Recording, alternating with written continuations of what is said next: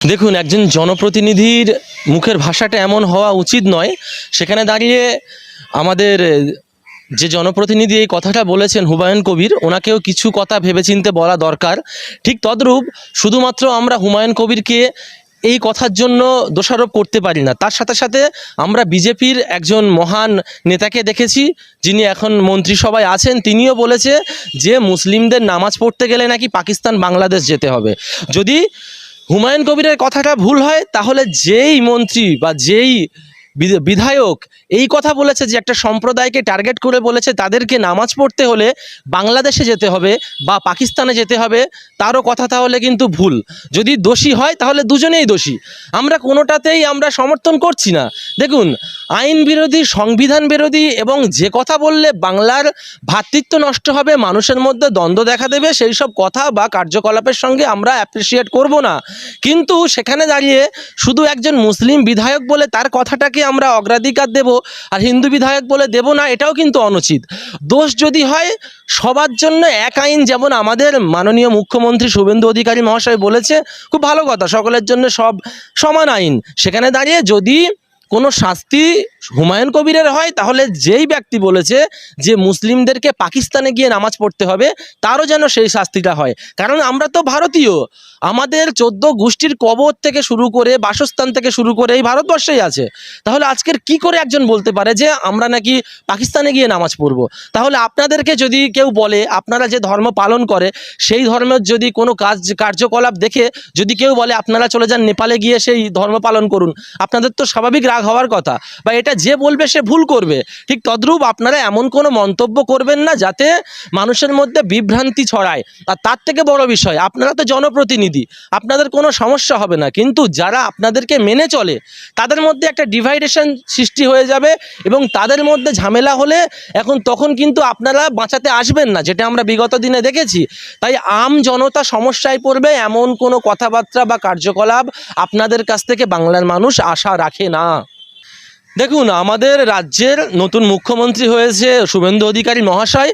তিনি তানার জায়গাতে দাঁড়িয়ে বলেছে যেটা, সেটা উনি বলতেই পারেন এবং তানার কথাটা মানাটাই জরুরি। যদিও বা তিনি আমাদের মুখ্যমন্ত্রী, কিন্তু কতটুকু মানবে বা কতটুকুনি শুনবে হুমায়ুন কবির, সেটা হুমায়ুন কবিরের ওপর ডিপেন্ড করে, সেটা তো আর আমরা বলতে পারি না। তো সেখানে দাঁড়িয়ে আমাদের মুখ্যমন্ত্রী যেখানে একটা কথা বলেছে সেদিকে নজর দেওয়া দরকার। এবং শুধুমাত্র হুমায়ুন কবিরকে নয়, আমি আমার রাজ্যের মানবিক মুখ্যমন্ত্রী শুভেন্দু অধিকারী মহাশয়কে বলতে চাই, শুধুমাত্র একজনকে আপনি কেন ডেডিকেট করে বলছেন? আপনি সবার জন্য বলুন, যাতে কোনো রাজনৈতিক দল, কোনো ধর্মীয় দল বা কোনো জাতির মানুষ দেখে নয়, আপনার কাছে কথা হবে সবার জন্য এক আইন। যেটা আপনি একজনকে বলবেন সেটা একজনের জন্য নয়, সবার জন্য বলুন। শুধুমাত্র হুমায়ুন কবির নয়, যেই সে বিজেপির হোক, তৃণমূলের হোক, আইএসএফের হোক, যে কোনো দলের হোক না কেন, যদি কোনো আইন বিরোধী, সংবিধান বিরোধী কথাবার্তা বলায়, তাহলে আপনি সবার জন্য এক পদক্ষেপ নিন। তাদের যেমন শাস্তি আপনি দেবেন, যেন সবাই সেই শাস্তিটা পায়। শুধুমাত্র একজনকে দেবেন বা আপনার দলের নয় বলে আপনি এ কথাটা বলবেন, এটা কিন্তু অনুচিত। বাংলার মানুষ আপনাকে জিতিয়েছে শুধুমাত্র এই সব কথার জন্য নয়, বাংলার মানুষ আপনাকে জিতিয়েছে যাতে বাংলার মানুষের জন্য উন্নয়ন হয়, বাংলার শিক্ষার্থীদের জন্য যেন সুপরিকাঠামোর ব্যবস্থা করা হয়, বাংলার যুবকরা যেন চাকরি পায়, বাংলার মহিলারা যেন সুরক্ষিতভাবে থাকতে পারে। যেটা আপনারা জেতার পরে দেখছি 3-4টে রেপ হয়ে গেছে মেয়েদের, কোনো বিচার হয়েছে বলে আমার জানা নেই।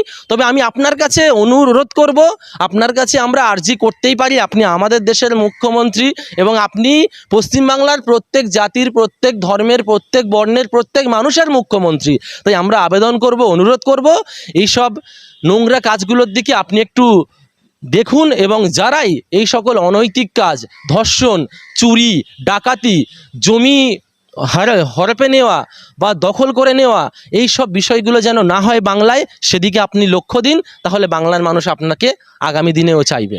যে আইনটা পাশ করা হচ্ছে ওটা খুব সুন্দর, শুনেও ভালো লাগছে আর দরকার।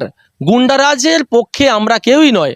একজন সাধারণ সচেতন নাগরিক কোনোদিন চায় না যে বাংলায় কেন, যে কোনো রাজ্যে গুন্ডারাজ চলুক বা জমি দখল করুক বা কাউকে বিনা দোষে মারুক, কিন্তু তার কুফলটাও কিন্তু লক্ষ্য করা দরকার।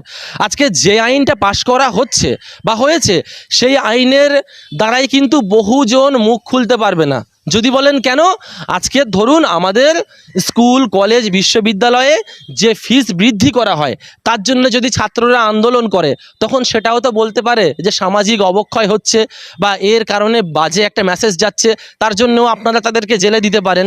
কিন্তু কোনো কারণ ছাড়াই জেলে দেবেন, এবং সেই বিলের মধ্যে বলা হচ্ছে কোনো প্রকার দোষ সাব্যস্ত না হওয়ার আগেই তাকে জেলে দেওয়া হবে, এমনকি 1 বছর পর্যন্ত জেল হতে পারে।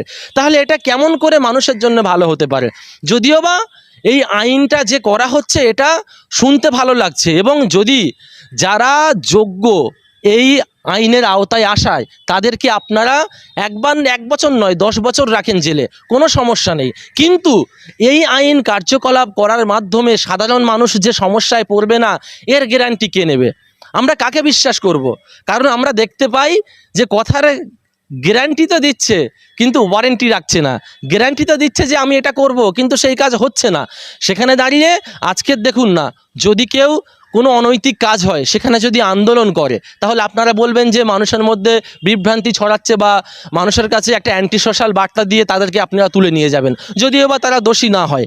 যেতে পারে যদি একজন কর্মচারী তার প্রতিষ্ঠানে মাইনে কম দেয়, তারা তো আন্দোলন করতেই পারে। সেই আন্দোলন করার পরিপ্রেক্ষিতে আপনারা তুলে নিয়ে যাবেন যে মানুষের মধ্যে একটা বিভ্রান্ত সৃষ্টি করছে, অ্যান্টি সোশ্যাল বলে তুলে একটা কেস দিয়ে দিলেন। তাই যেমন ভালো এই আইনটা পাশ হলে, ঠিক তদ্রূপ খারাপ। আমি চাই যেই কাজ, যেই আইন, যেটাই আপনারা লাগু করেন না কেন, যেমন করে সুফল থাকে যেন কুফল কম থাকে। আজকের আমরা তো সকলেই অবগত, বিগত দিনেও আমরা দেখেছি যে পশ্চিমবাংলা কেন, প্রত্যেক রাজ্যের পুলিশ কতটা স্বাবলম্বীভাবে কাজ করে সেটা আর বলার বিষয় নয়। তো সেই পুলিশ যে একটা সাধারণ মানুষকে ধরে জেলে খামাখা জেলে দেবে না, এর কি কোনো গ্যারান্টি আছে? গ্যারান্টি নেই। এমনকি এই বিলের মধ্যে বলা হচ্ছে যে আপনারা উকিলকে হায়ার করতে পারবেন না। তাহলে উকিল যদি হায়ার না করতে পারি, তাহলে সে জেল থেকে বেরোবে কি করে? আবার বলছে যে দোষী হোক আর দোষী না হোক তাদেরকে ডাইরেক্ট জেলে পোরা হবে। তাহলে আজকে চিন্তা করুন, একজন গরিব কৃষক বা একজন গরিব ব্যবসায়ী, সে যখন এক জায়গায় ব্যবসা করছে, একজন ধনী ব্যবসায়ীর সঙ্গে ঝামেলা হলো, সে যদি তার নামে একটা মিছিমিছি বা ফালতু কেস দিয়ে দিল যে এ চুরি করেছে বা এ চিটিং। শুক্রবার তো যাওয়ার কোনো 4 তারিখটা সম্ভব হলে যদি এখানে থাকি, তাহলে রেজিনগর ডেকেছে 4 তারিখ। 4 তারিখে রেজিনগর থানায় যাব। অ্যারেস্ট করলে করবে, ওসব নিয়ে পরোয়া করে না। হুমায়ুন কবির ওসব নিয়ে কোনো পরোয়া করে না। অন্যায় করে না, অন্যায় বরদাস্তও করে না। আর কেউ হুমায়ুন কবিরের সঙ্গে পাঙ্গা নিতে আসলে নেবে। আমি প্রস্তুত আছি। হ্যাঁ, প্রস্তুত আছি আমি, কোনো অসুবিধা নেই। আর জেলের কথা আমি তো বলেছি, এরপরে বেশি বাড়াবাড়ি করলে মুর্শিদাবাদ জেলায় জেল ভরো, জেল চলো আন্দোলন করব। 1 লাখ লোক নিয়ে বহরমপুরে যাব।